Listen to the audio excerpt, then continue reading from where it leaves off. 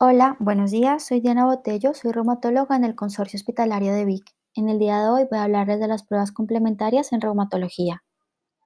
Antes de comenzar, vamos a hacer unas aclaraciones cortitas respecto a cualquier prueba complementaria en medicina.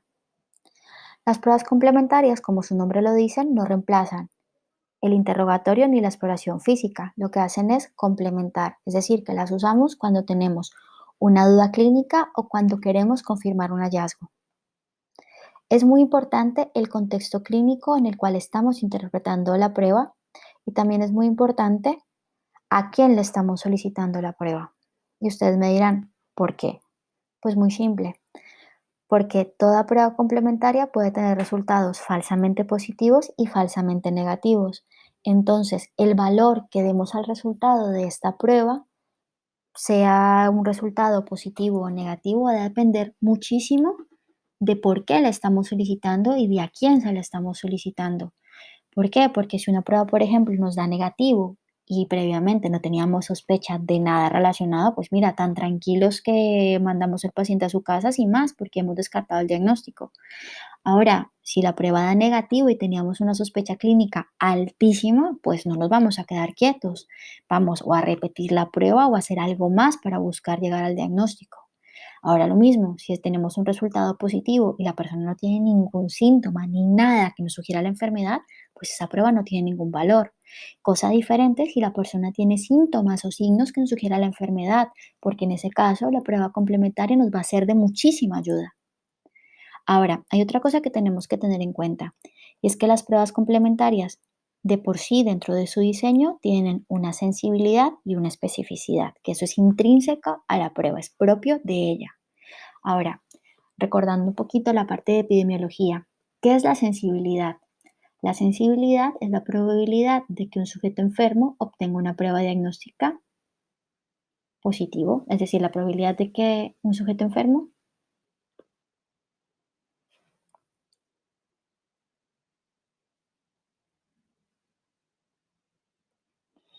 Por último, toda prueba complementaria tiene dos características básicas intrínsecas a la prueba, o sea, propias de ella. Cada prueba tiene su sensibilidad y su especificidad. Recordando un poquito la parte de epidemiología, la sensibilidad es la probabilidad de que un sujeto enfermo obtenga una prueba diagnóstica positiva. La sensibilidad es, por tanto, la capacidad de la prueba complementaria para detectar la enfermedad. Adicionalmente, las pruebas tienen también una especificidad. ¿Qué es la especificidad? La especificidad de una prueba es la probabilidad de que un sujeto sano tenga un resultado negativo en la prueba. Es decir, es la probabilidad de que la prueba sea negativa si la enfermedad no está presente. Entonces, eso es otra cosa que tenemos que tener en cuenta a la hora de evaluar una prueba. Qué tan sensible y qué tan específica es. Ahora en reumatología tenemos dos tipos de pruebas. Tenemos pruebas de laboratorio y tenemos pruebas de imagen. Vamos a comenzar con las pruebas de laboratorio y posteriormente hablaremos de las pruebas de imagen. En cuanto a las pruebas de laboratorio, tenemos pruebas generales, es decir, pruebas que no son específicas de reumatología, sino que podemos realizar en cualquier especialidad. Dentro de las pruebas generales hablaremos de la bioquímica general, un poquito del hemograma y de los marcadores de inflamación. Y también tenemos pruebas especiales, que son pruebas que están diseñadas para las enfermedades reumatológicas. En cuanto a las pruebas generales, vamos a empezar por la bioquímica. De la bioquímica general hay dos cosas básicas que solemos mirar los reumatólogos, la función del riñón y la función del hígado.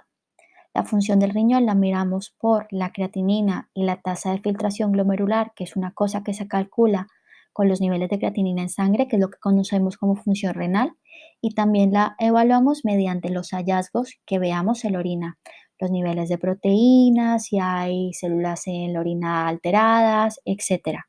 Y también miramos el perfil del hígado, vemos cómo está funcionando el hígado o si hay datos de lesión de las células hepáticas. Esto lo hacemos tanto al diagnóstico de la enfermedad como durante el seguimiento. ¿Por qué? Porque tanto los tratamientos como las enfermedades reumatológicas pueden alterar la función del riñón o la función del hígado, o sea que es algo que tenemos que monitorizar y como son cosas que a menos de que el daño sea muy severo no se manifiestan clínicamente, pues nos sirve ayudarnos de las pruebas complementarias para ver cómo evolucionan estos dos órganos, cómo está la función de estos dos. Adicionalmente, dentro de las pruebas generales también tenemos cosas que no le pedimos a todos los pacientes, sino le pedimos a los pacientes cuando estamos sospechando algo en específico. Entonces son un poquito más especiales estas pruebas dentro de la bioquímica general. Por ejemplo, podemos pedir niveles de ácido úrico cuando estamos estudiando una artritis por cristales, específicamente una gota, tanto el diagnóstico como el seguimiento para ver la respuesta al tratamiento. También podemos pedir, por ejemplo, marcadores musculares cuando sospechamos que hay una enfermedad inflamatoria muscular o cuando estamos sospechando que haya toxicidad por los medicamentos que estamos usando a nivel del músculo. También podemos utilizar, por ejemplo, el metabolismo del fósforo y del calcio, ver los niveles de calcio en sangre, de fósforo, ver cómo están los niveles de vitamina D, de aparato hormona y demás cuando estamos haciendo estudios de osteoporosis o de enfermedades del metabolismo del hueso. Adicionalmente, evaluamos el hemograma, vemos si hay disminución o aumento de los conteos celulares que pueden estar relacionados tanto a toxicidad de los tratamientos que utilizamos como a actividad de las enfermedades inflamatorias que estemos evaluando. Lo más frecuente dentro de esto es la anemia, y la anemia usualmente asociada al proceso inflamatorio crónico o a toxicidad por el tratamiento. Dentro de las pruebas hematológicas generales también evaluamos en ciertas condiciones la coagulación, porque hay enfermedades como el lupus eritematoso sistémico o el antifosfolípido asociado al lupus o solito que se pueden relacionar a trastornos de la coagulación y pueden aumentar el riesgo de tener trombosis. Entonces es otra cosa que también solicitamos dentro de las pruebas generales, pero en casos un poquito más específicos. Adicionalmente, dentro de las pruebas de laboratorio evaluamos los marcadores de inflamación. Los marcadores de inflamación son sustancias que se liberan en la sangre cuando hay un proceso inflamatorio, sea cual sea su índole, sea de origen inmunológico reumatológico, o sea por una infección, o sea por un tumor, sea el que sea. Entonces, son marcadores que aumentan sus niveles cuando hay un proceso inflamatorio en el cuerpo, sea cual sea su origen. Pueden ser marcadores un poquito más generales, inespecíficos, o podemos estar mirando una proteína en particular de la inflamación. Los que con mayor frecuencia utilizamos en reumatología son la velocidad de sedimentación globular y la proteína C reactiva. Vamos a hablar un poquito de la velocidad de sedimentación globular. Esta es una prueba general, específica, que lo que hace es que evalúa qué tan rápido se sedimentan las células de la sangre en una muestra. Entonces lo que hacemos es que se toma una muestra de sangre, se pone anticoagulante y se mete dentro de un tubito y lo que evaluamos es qué tanto bajan los eritrocitos dentro del tubo en una hora. Si la velocidad a la que caen los eritrocitos, es decir, si el espacio blanco que vemos a la hora es mayor, nos está hablando de una mayor concentración de marcadores inflamatorios. Los valores de sedimentación globular pueden variar tanto por procesos inflamatorios como por otros procesos. Pueden variar con la edad, entre más anciana sea la persona, mayor es la sedimentación la velocidad de sedimentación globular, sin que eso quiera decir que hay un proceso inflamatorio. También aumenta la velocidad de sedimentación globular cuando hay anemia y también aumenta en procesos fisiológicos como el embarazo. Entonces son cosas que tenemos que tener en cuenta a la hora de interpretar esta prueba. En cuanto a los valores de referencia, varían según el laboratorio, pero más o menos son estos, teniendo en cuenta la edad y el sexo, porque también varían dependiendo si la persona es mujer o es varón. Si estamos hablando de una persona menor de 50 años, los niveles de velocidad de sedimentación globular en mujeres se consideran normales por debajo de 25 y en varones por debajo de 15 milímetros en una hora. Ahora, si estamos hablando de personas mayores de 50 años, los valores normales en mujeres van a ser menores de 30 y en varones menores de 20. Y si estamos hablando de personas muy mayores, personas de 80, 90 años, los valores de referencia que utilizamos es la mitad de la edad, ¿vale? Entonces aquí lo que vemos en la fotografía es un ejemplo de velocidades de sedimentación globular. Entonces, estas muestras se han dejado ahí durante una hora y lo que medimos es el espacio que queda libre de celulitas durante ese periodo de tiempo.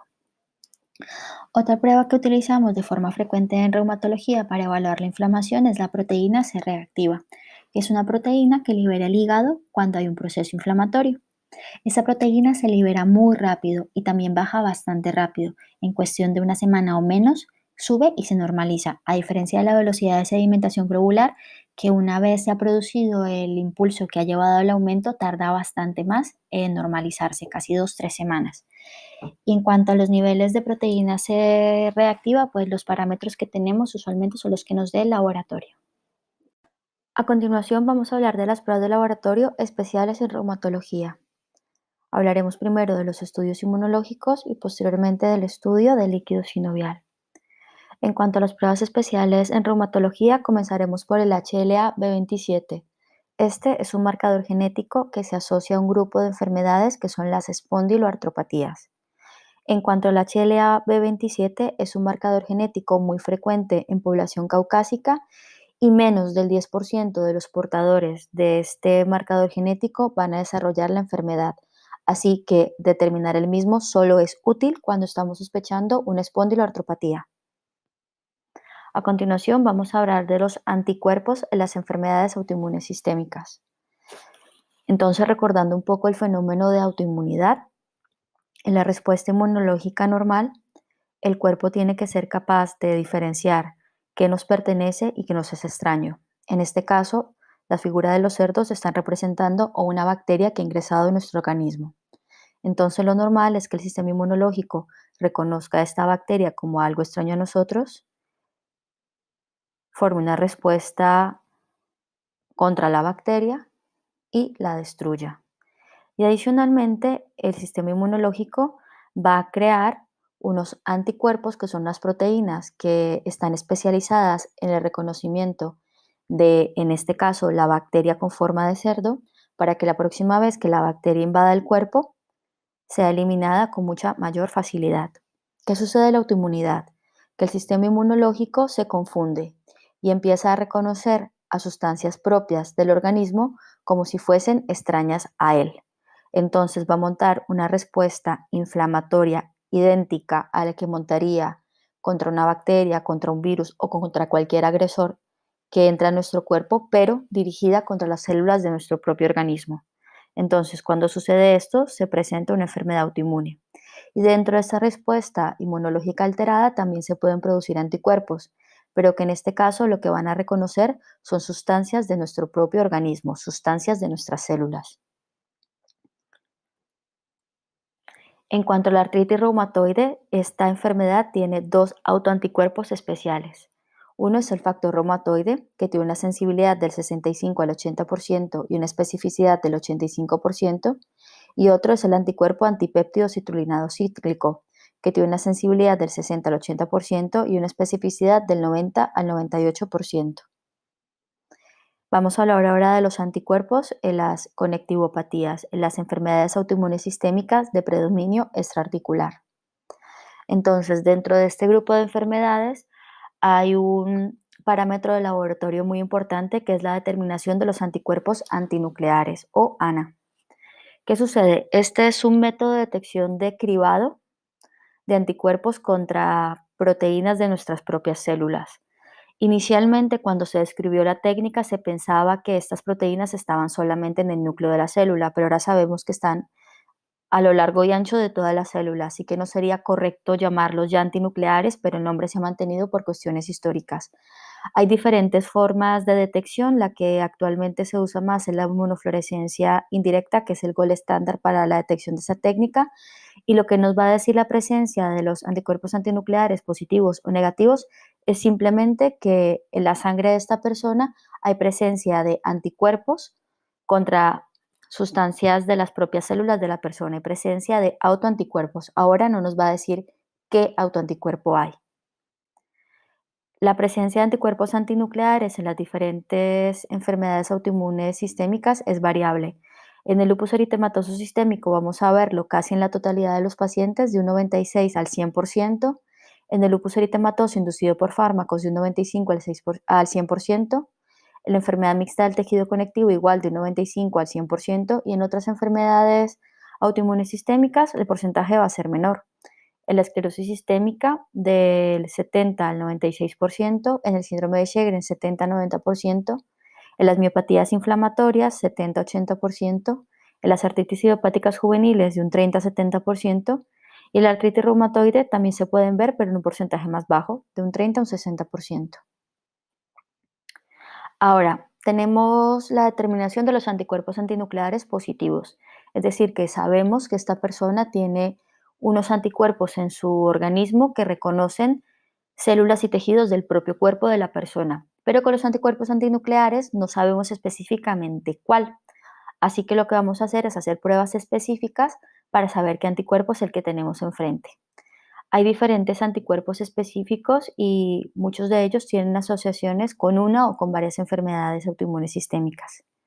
El anti-DNA es un marcador del lupus eritematoso sistémico, se encuentra presente en el 60-70% de los pacientes, es específico de esta enfermedad y se relaciona con la actividad de la enfermedad.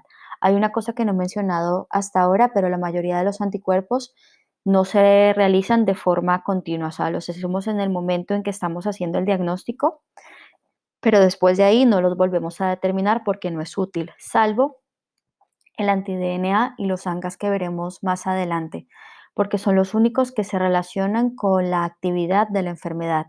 Los demás anticuerpos y los títulos de anticuerpos antinucleares que suban, que bajan, que suben, que se quedan iguales, nos da igual porque no se relaciona con la actividad de la enfermedad, solo no son útiles para diagnosticar, para nada más. Los anti-SM son anticuerpos igual específicos del lupus eritematoso sistémico, pero son menos frecuentes. Se ven entre el 5 al 15% de los pacientes con lupus eritematoso sistémico, pero nuevamente es un anticuerpo específico de esta enfermedad. Los anti-ERNP o los anti-U1-RNP se ven en la enfermedad mixta del tejido conectivo en el 100% de los casos. Si no hay anti-U1-RNP, no podemos hablar de enfermedad mixta del tejido conectivo. Y se puede ver en el 30 al 50% de los pacientes con lupus eritematoso sistémico. El anti-Ro se ve en el 60 al 70% de los pacientes con Sjögren primario y también podemos verlo en un 30-40% de los pacientes con lupus eritematoso sistémico y también puede estar presente en otras enfermedades autoinmunes. El anti-Ro tiene dos formas, el anti-Ro 60 y el anti-Ro 52. En cuanto a la importancia de este anticuerpo, hay una cosa que es significativa. Por un lado, que la presencia de este anticuerpo en sangre se puede asociar a una complicación del embarazo que se llama lupus neonatal, que se produce por el paso de estos anticuerpos a la placenta y a la sangre del feto, que puede producir lesiones en la piel del bebé y alteraciones en la conducción del corazón del niño. Así que esto es un anticuerpo súper importante y que si se detecta en la sangre de la madre, tenemos que hacer un seguimiento estrecho del embarazo para ver que no se produzcan estas complicaciones. Y también es importante el RO52 porque se asocia, además de al síndrome de Sjögren, el lupus eritematoso, a la presencia de inflamación muscular. Se puede asociar a miopatía inflamatoria. El antilaz se ve en un 50-60% de los pacientes con Sjögren primario y también se puede ver en el lupus eritematoso sistémico. Suele acompañarse del anti-Ro y en el caso de los pacientes con lupus eritematoso sistémico, la presencia de anti-La se asocia a manifestaciones cutáneas. Hay otro grupo de anticuerpos que son los anticuerpos antisintetasa, que son anticuerpos que se encuentran relacionados a miopatías inflamatorias, las cuales se acompañan en muchas ocasiones de compromiso pulmonar intersticial, que en algunos casos puede ser severo. El anti-SCL70 y el anticentrómero son los anticuerpos asociados a la esclerosis sistémica, el anti-SCL70 más a la forma cutánea difusa y el anticentrómero más a la forma cutánea limitada, si bien el hecho de que la persona tenga anti-SCL70 positivo no es igual a que vaya a tener una forma cutánea difusa, puede también tener una forma limitada y lo mismo pasa con el anticentrómero. Adicionalmente, el anticentrómero se puede ver en un porcentaje bajo de los pacientes con cirrosis biliar primaria, que es una enfermedad de origen inmunológico que ataca al hígado y a la vía biliar. Aquí vemos una gráfica que muestra diferentes tipos de anticuerpos y las diferentes enfermedades autoinmunes sistémicas. Entonces tenemos anticuerpos que son bastante específicos de algunas enfermedades, pero muchos de ellos se comparten entre las distintas enfermedades autoinmunes. Entonces, nuevamente, para el diagnóstico de estas enfermedades, lo que cuenta es la clínica y los exámenes de laboratorio pues van a ser nuevamente complementarios. Otro tipo de anticuerpos son los ANCA, que son los anticuerpos contra el citoplasma del neutrófilo. Entonces, se hace mediante inmunofluorescencia indirecta con células, con un tipo de células de la sangre que son neutrófilos, que es un tipo de célula de defensa humana. Y estos anticuerpos se relacionan a las vasculitis. Hay dos tipos principales de ANCAS, los C-ANCAS, que van contra el PR3 y se llaman C porque tienen un patrón citoplasmático en la inmunofluorescencia, y los P-ANCA, que son los perinucleares o anti-MPO, y se llaman P por perinuclear, que es el patrón que dan en la inmunofluorescencia. Entonces, esta es la técnica de inmunofluorescencia sobre neutrófilos y aquí vemos unos P-ANCA positivos, entonces vemos un aumento de brillo alrededor del núcleo de la célula, o sea, perinuclear. Y aquí vemos unos C-ANCA positivos y vemos un aumento del brillo en el citoplasma de estas células inmunológicas que son neutrófilos. Ahora vamos a hablar del estudio del líquido sinovial. Entonces, el líquido sinovial es muy importante en el estudio de las artritis. Entonces, lo que hacemos es un procedimiento que se llama artrocentesis, en el cual, utilizando material estéril y una aguja, vamos a entrar dentro de la articulación para sacar el líquido articular. Entonces, si bien es muy importante en el estudio de las artritis, en el estudio de cualquier tipo de artritis, es indispensable cuando estamos hablando de monoartritis, o sea, cuando tenemos una sola articulación inflamada, dada la posibilidad de que esta puede estar causada por un proceso infeccioso. Y también es súper importante cuando estamos haciendo el estudio de las enfermedades cristalinas, porque la presencia de los cristales en el líquido sinovial va a ser lo que nos va a confirmar el diagnóstico. A continuación vamos a hablar de las características del líquido sinovial. Las características del líquido sinovial nos van a decir si este líquido se trata de un líquido normal, si es un líquido que se está produciendo simplemente por irritación mecánica de las estructuras o si es un líquido que nos sugiere la presencia de un proceso inflamatorio o de un proceso infeccioso o si es un líquido que nos habla de sangrado dentro de la articulación. Entonces vamos a tener en cuenta el volumen de líquido que logramos extraer, la claridad del líquido, su color, su viscosidad, los niveles de azúcar en el líquido, la cantidad de leucocitos o células inflamatorias que vemos en el líquido articular, cuántos de estos leucocitos son polimorfonucleares, que son células que se suelen relacionar a inflamación aguda y a infecciones bacterianas, y también el número de eritrocitos que vemos en el líquido. Entonces, un líquido normal tiene un volumen bajo menor a 3,5 mililitros, es transparente. En cuanto al color, va de transparente a ligeramente amarillo, la viscosidad es alta, la glucosa es normal, los conteos de leucocitos son menores a 200. De estos conteos de leucocitos, menos del 20% son polimorfonucleares y en cuanto a los eritrocitos, tenemos menos de 2000.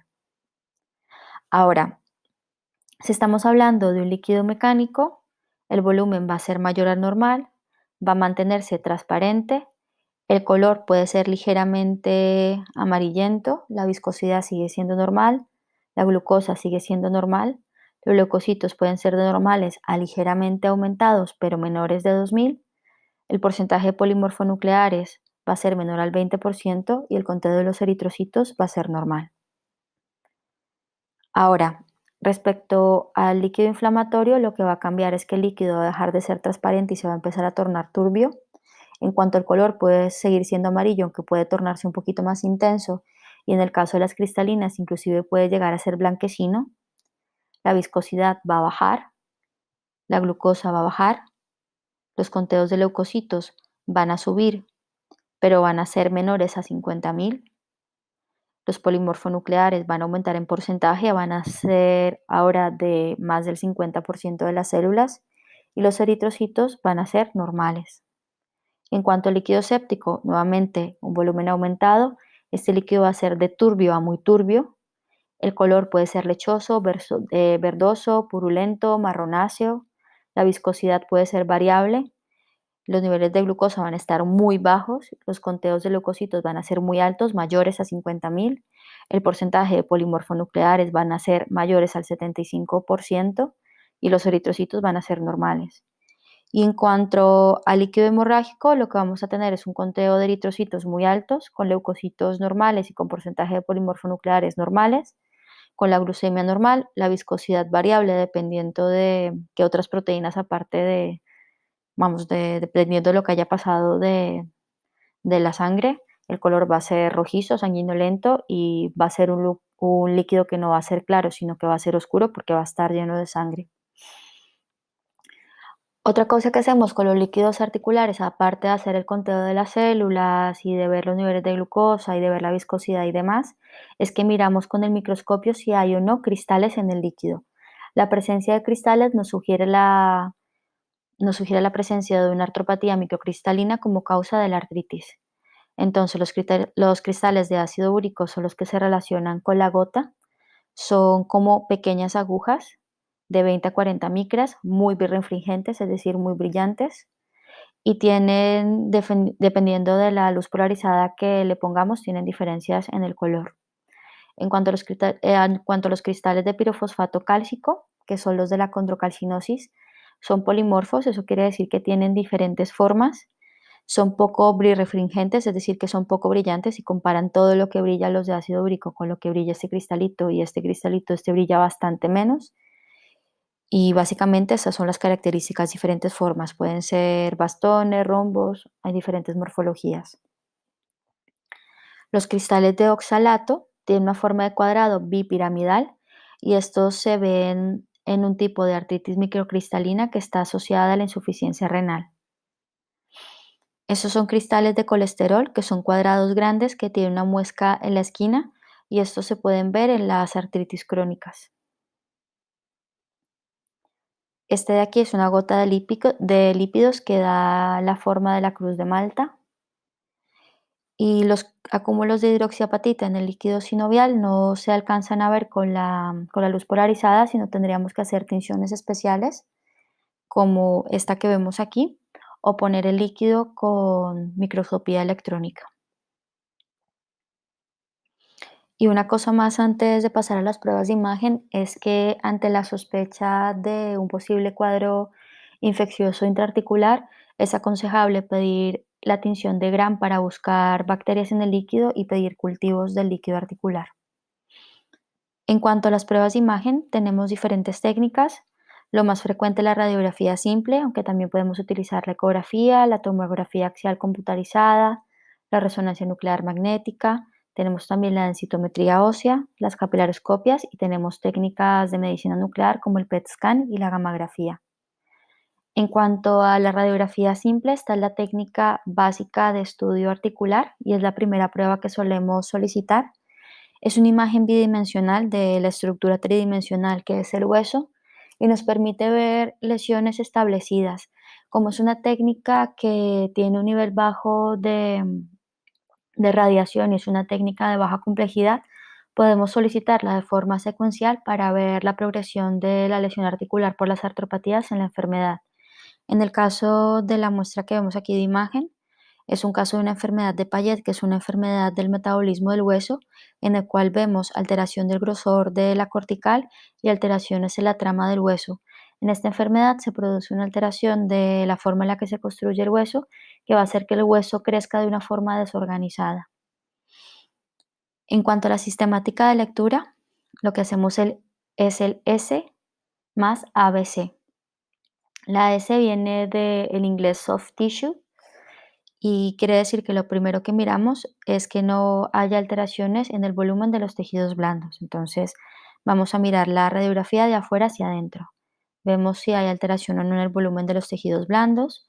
Luego vamos a evaluar la A, que es la alineación articular, que en este caso está alterada, como pueden ver. Vemos subluxaciones, es decir, que la articulación no está completamente alineada, pero todavía conserva algo de relación articular o puede estar luxada, como es este caso. Si ustedes ven, aquí está la cabeza del metatarsiano y por aquí está la falange, o sea que no tiene una relación alguna o sea, se ha perdido completamente la relación articular. Luego vemos la mineralización ósea, si hay osteopenia articular. Si vemos también en la parte de la mineralización ósea, también evaluamos aquí si hay o no erosiones o algún otro daño a la estructura del hueso. Y finalmente miramos la C, que habla del cartílago. Entonces el cartílago, que en esta radiografía no alcanzaríamos a verlo, sino representado aquí, se encontraría en el espacio articular y lo que vemos es que no haya alteraciones en la opacidad normal del cartílago. El cartílago deja pasar completamente los rayos porque es un tejido acuoso, así que lo veríamos negro.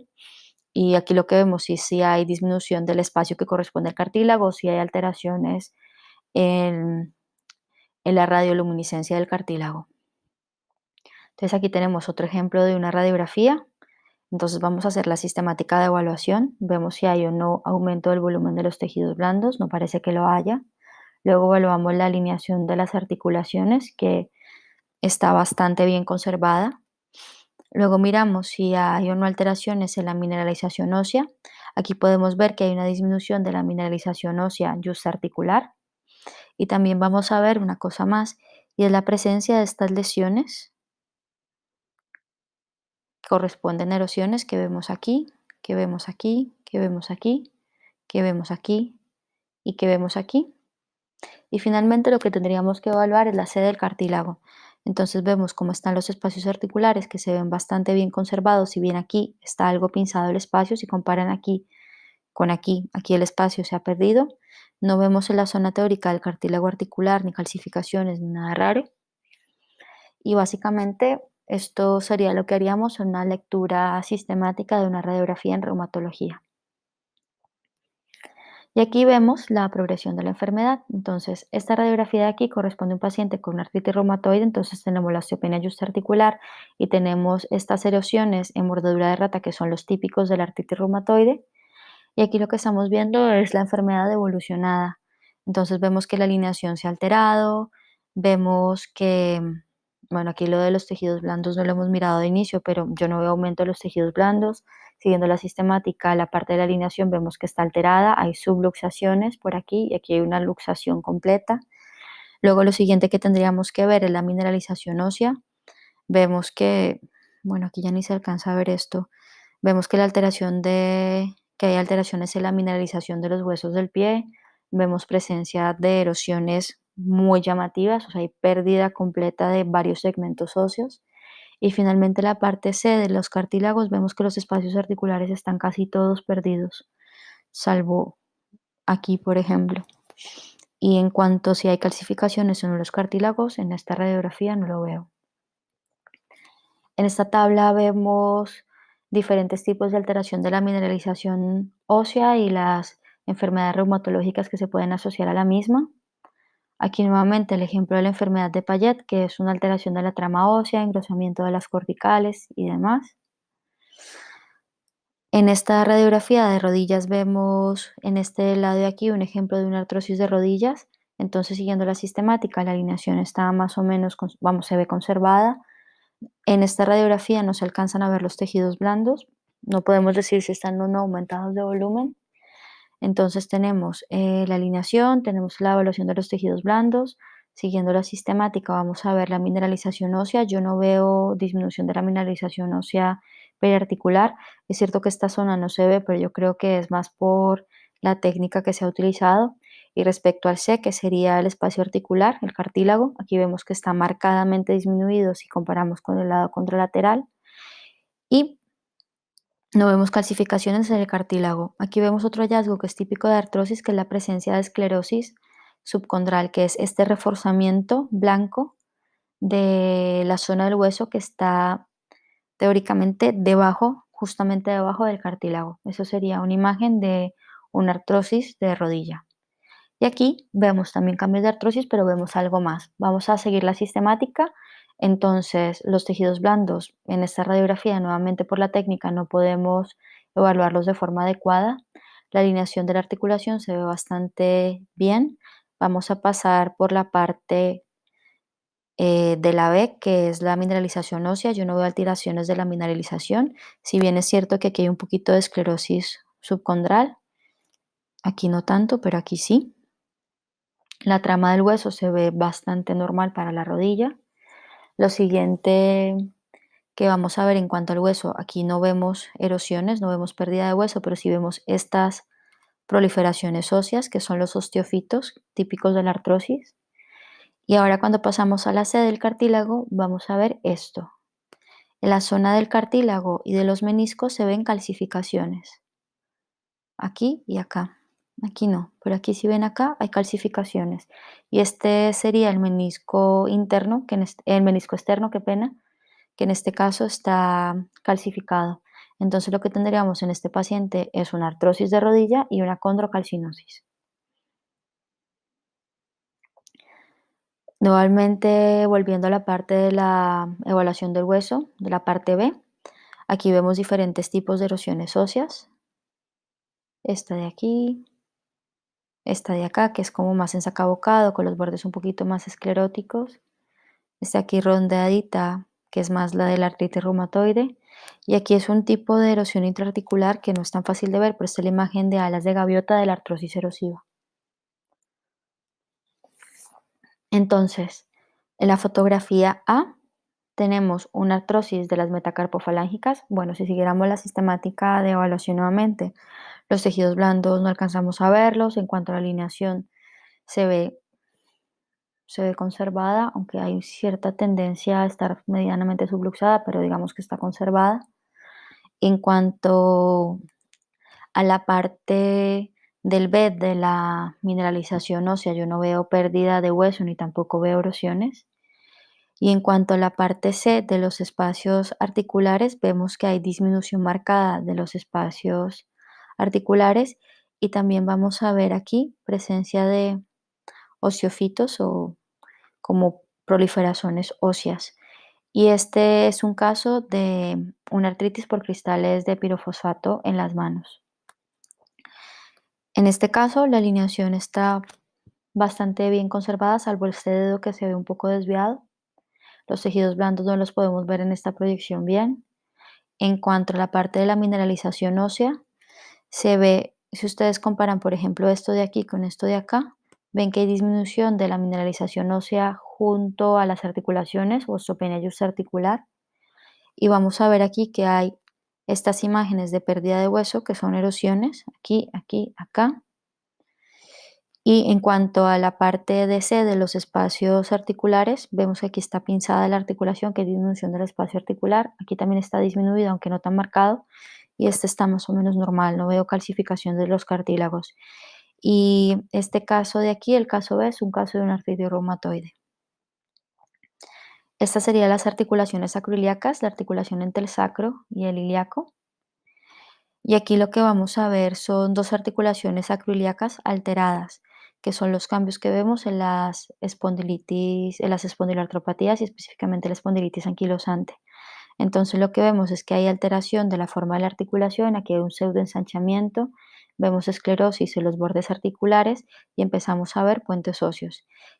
Y si esto sigue evolucionando, lo que vamos a pasar es lo que vemos en la imagen B, que es la fusión completa de las acroiliacas. Si ustedes ven aquí, diferenciar entre un hueso y otro, imposible. Lo que ha sucedido aquí es que el proceso inflamatorio ha producido creación de hueso nuevo y ha terminado fusionando las dos articulaciones por puentes óseos, que es lo que se llama anquilosis, que eso es un hallazgo clásico de la espondilitis anquilosante. Aquí son ejemplos de radiografías de columna. En el caso A estamos viendo el ejemplo de una artrosis de columna dorsolumbar. Lo que vemos son estas proliferaciones óseas que se llaman osteofitos y vemos disminución de los espacios de los discos vertebrales. Y adicionalmente aquí vemos una zona donde el espacio se ve más negro, que es la presencia de aire en el disco vertebral, que esto es un dato de degeneración del mismo. Ahora, estos que vemos aquí, lo que hemos visto, recordemos, rectos como hacia adelante, como horizontales, son osteofitos, que es muy diferente a lo que vemos en la imagen C. En la imagen C tenemos un paciente que tiene sindesmofitos, que son uno de los hallazgos típicos en la espondilitis anquilosante y en las espondiloartropatías. Entonces lo que podemos ver aquí es que hay una imagen ósea, o sea, hay una calcificación que se produce en el borde anterior de las vértebras. Aquí también vemos cuadratura y otros hallazgos que son también típicos de las espondilitis y esta zona aquí más blanca es el signo de Romanos. Pero lo que estamos mirando aquí es el sindesmofito, que es una proliferación de hueso, pero es delgado y es hacia vertical, que es muy diferente a esto, que es un osteofito, que es grueso y horizontal.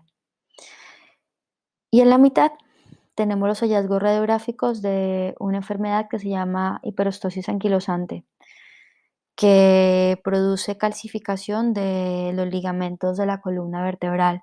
Entonces aquí lo que vemos es una calcificación, o sea, aquí vemos una osificación grosera, brusca, gorda del ligamento que no se parece en nada a esto. ¿Ven? Esto es delgadito, recto, en cambio esto es gordo, grueso y no es completamente recto. Si ustedes se dan cuenta, va un poco hacia adelante y luego se devuelve. Y hay otra cosa que es importante para diferenciar esos hallazgos que son los de la hiperostosis anquilosante, de la espondilitis anquilosante, es que ustedes, si se dan cuenta, aquí hay un espacio negro entre esta proliferación ósea y el espacio vertebral, porque aquí lo que estamos viendo es la calcificación del ligamento anterior y no estamos viendo un sindesmofito y tampoco estamos viendo un osteofito. Vean que esto no se parece en nada a esto. En cuanto al espacio articular, habíamos dicho que evaluábamos si el espacio estaba conservado o si había alteraciones o si había calcificaciones o osificaciones en la zona correspondiente al cartílago. Entonces, aquí lo que vemos es una articulación del hombro y si se fijan bien, aquí sobre toda la cabeza del húmero estamos viendo una línea que constituye calcificaciones que están dentro del cartílago articular. Esto es una condrocalcinosis. Aquí lo que vemos es un caso de artrosis en aquí lo que tenemos es una articulación coxofemoral, una cadera, y lo que estamos viendo es disminución del espacio articular o pinzamiento, vemos esclerosis subcondral y vemos aquí la presencia de osteofitos, de estos crecimientos óseos. Y en la mitad, si bien no es muy claro, lo que tiene esta radiografía es que los espacios articulares están aumentados de tamaño y este es un caso de una acromegalia. Entonces, con los hallazgos que hemos encontrado en las radiografías, podemos crear patrones que nos indican qué posible artropatía puede estar detrás de los hallazgos que tenemos en nuestro paciente. Entonces, vemos la distribución que tiene los cambios en la radiografía, si son simétricos o asimétricos, vemos si hay un aumento de partes blandas, vemos si hay una osteoporosis periarticular, vemos si hay proliferaciones óseas, si hay erosiones, si hay pérdida de los espacios articulares, si hay anquilosis, si hay calcificaciones de los cartílagos articulares o de las estructuras periarticulares, y con esto vamos a crear patrones. Entonces, respecto a la artritis reumatoide, vamos a tener una distribución simétrica de los cambios. Vamos a ver aumento de partes blandas, podemos ver osteoporosis periarticular, no vamos a ver proliferaciones óseas, vamos a ver erosiones y también vamos a ver quistes, vamos a ver disminución del espacio articular que va a ser regular, eso quiere decir que compromete a toda la articulación y a veces podemos ver anquilosis, aunque la anquilosis es típica más bien de las espondiloartropatías.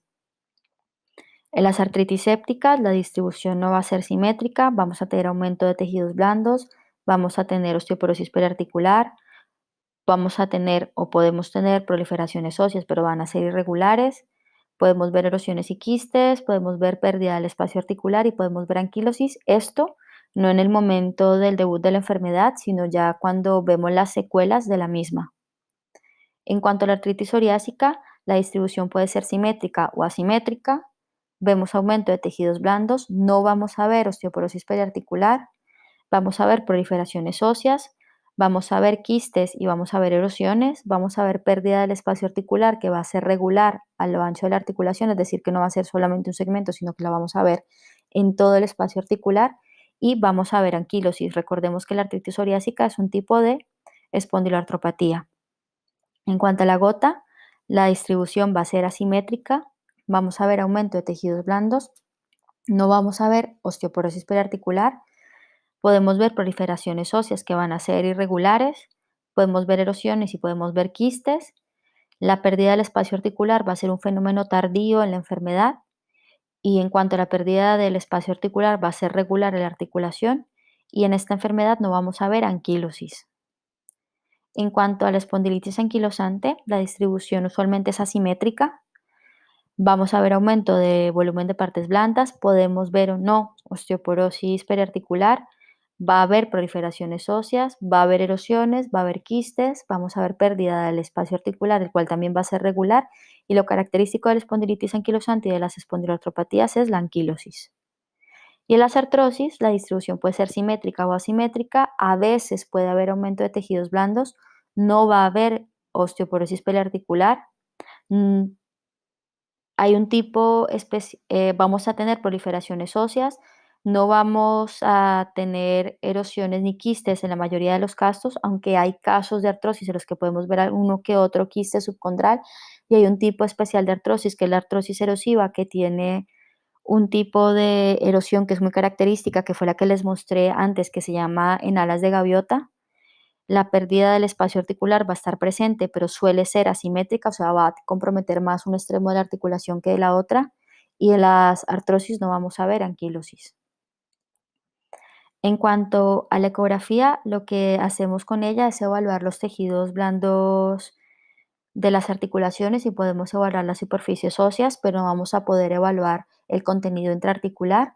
Utilizamos sondas lineales de alta frecuencia, nos da muy buena definición de los tejidos blandos y de las estructuras superficiales óseas.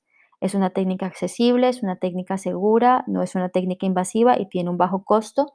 Nos puede ser útil para también guiar procedimientos como artrocentesis o infiltraciones y tiene el problema de ser operador dependiente y de requerir una curva de aprendizaje bastante larga.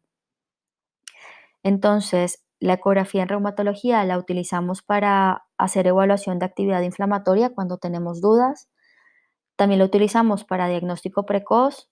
La utilizamos para evaluación de estructuras que clínicamente a veces no queda tan claro cómo se encuentran, como son las entesis y los tendones. Las evaluamos para evaluar si las estructuras se encuentran íntegras o no. Nos sirven también el estudio de las vasculitis y, como hemos dicho, es una técnica que es útil para guiar procedimientos. Y también la podemos utilizar en las autoinmunes sistémicas, por ejemplo, para evaluar las glándulas salivares en el síndrome de Sjögren, y también la podemos utilizar para evaluar pulmón. En cuanto a la tomografía axial computarizada y la resonancia nuclear magnética, en esta tabla podemos ver algunas de las indicaciones de estas técnicas. En cuanto a la resonancia nuclear magnética, la utilizamos cuando estamos estudiando posibles infiltraciones neoplásicas o cuando estamos estudiando si hay una osteomielitis o discitis, cuando queremos evaluar si hay inflamación de la articulación atlantoxoidea, cuando estamos evaluando las miopatías inflamatorias o cuando estamos sospechando una miopatía infecciosa, cuando sospechamos una necrosis avascular, por ejemplo, de la cabeza del fémur, lesiones tumorales intraarticulares como la sinovitis billonodular, cuando queremos evaluar estructuras intraarticulares como los meniscos o los ligamentos cruzados, que no la podemos ver ni en la radiografía ni en la ecografía, etcétera. En cuanto a la tomografía axial computarizada, bueno, y la resonancia nuclear magnética también la utilizamos en la evaluación de las acroiliacas cuando tenemos dudas clínicas y cuando no vemos cambios en la radiografía simple. Y también la utilizamos en las lumbalgias cuando tenemos sospecha de que haya alguna condición secundaria en la misma o cuando estamos sospechando de que pueda haber compresión de alguna raíz nerviosa. En cuanto a la tomografía axial computarizada, la utilizamos cuando estamos estudiando condromatosis sinoviales, cuando queremos buscar fracturas radiológicamente ocultas, cuando estamos estudiando pulmón o cuando estamos estudiando compromiso de órganos internos que no podamos esclarecer de otra forma. Y en cuanto a la gammagrafía, la utilizamos para el dolor regional complejo y para el estudio del Payet básicamente, o cuando estamos sospechando que haya metástasis ósea. Vamos a hablar a continuación de la densitometría ósea. La densitometría ósea o DXA es una prueba que nos permite evaluar la masa o densidad del mineral óseo que tiene los huesos del paciente. Lo hace mediante la evaluación de qué tanto absorbe o no el hueso los rayos X que emite la máquina. Nos va a dar diferentes parámetros. Por un lado nos va a dar la DMO, que es qué tanto absorbió o no el hueso del paciente, pero también nos va a comparar esta densidad mineral ósea de nuestro paciente con los estándares poblacionales. Por un lado nos va a dar el T-score, que es la comparación de la densidad mineral ósea de nuestro paciente con la que debe tener un adulto joven sano de su mismo sexo. También nos va a dar el Z-score, que es la comparación de la densidad mineral ósea del paciente comparándola con la gente sana de su misma edad y sexo. Y si hacemos densitometrías secuenciales, nos va a dar también el porcentaje de cambio que tenemos con respecto a la anterior prueba. En cuanto a los parámetros, el T-score normal es igual o mayor a -1. La osteopenia es cuando está entre -1 y -2.5. y la osteoporosis es cuando es menor a menos 2,5 desviaciones estándar.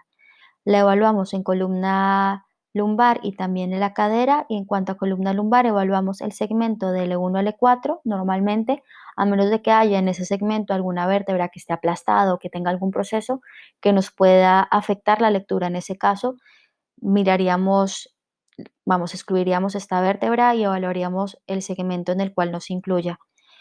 Y también evaluamos en la cadera el cuello femoral. En cuanto a la densitometría ósea, la utilizamos cuando tenemos dudas respecto a si la persona tiene una osteoporosis. También la utilizamos cuando estamos decidiendo si vamos o no a tratar a esta persona, cuando tenemos un riesgo intermedio de fractura y no estamos seguros si debemos o no tratar. La densitometría ósea nos puede ayudar si está muy alterada a decidir tratar o si es normal a no tratar el paciente. Y también lo utilizamos cuando ya hemos decidido tratar al enfermo para tener un parámetro inicial de seguimiento. Vale, pues vamos a hablar finalmente de la capilaroscopia. Antes de hablar de la capilaroscopia, vamos a hablar finalmente de la capilaroscopia. Y antes de entrar en materia, vamos a hablar del fenómeno de Raynaud. ¿Qué es el fenómeno de Raynaud? Es un fenómeno vasoespástico. ¿Esto qué quiere decir? Que con ciertos estímulos, usualmente el frío o el estrés emocional, se va a producir un cierre de los vasos sanguíneos de la mano. Es un fenómeno exagerado. Normalmente podemos tener algo de cierre de los vasos sanguíneos, que es lo normal cuando tenemos frío o cuando estamos estresados, porque el cuerpo va a intentar llevar la sangre a los órganos vitales. En el fenómeno de Raynaud, este fenómeno de cierre de los vasos sanguíneos va a ser marcadísimo. Entonces, cuando hace mucho frío o cuando la persona tiene mucho estrés emocional, lo que va a suceder es que las puntas de los dedos o se van a poner pálidos, como vemos aquí, y posteriormente se van a poner colorados y morados. Ahora, el fenómeno de Raynaud puede ser un fenómeno aislado, no tener relación a ninguna enfermedad asociada, o puede estar relacionado con enfermedades de diferente tipo, entre ellas con enfermedades autoinmunes sistémicas. Entonces, dentro del estudio del fenómeno de Raynaud realizamos una prueba que se llama capilaroscopia. Lo que hacemos es evaluar con un microscopio los capilares que se encuentran en el lecho ungueal, y lo que vemos es si hay alteraciones en la forma o la distribución de los capilares o alteraciones en la distribución de los mismos que nos hablen de un probable proceso secundario como causa de este fenómeno de Raynaud. En la fotografía vemos una capilaroscopia patológica. Entonces, vemos que hay capilares que están engrosados, vemos hemorragias, vemos zonas donde no alcanzamos a ver bien los capilares. Y nada, pues básicamente esta prueba nos sirve para esto, para poder diferenciar entre un Raynaud primario y uno que no lo es. Pues esto han sido todas las pruebas de las que vamos a hablar en el día de hoy. Si existe alguna pregunta con respecto al tema de esta charla, no duden en dejarla en la plataforma virtual para poder solucionarla.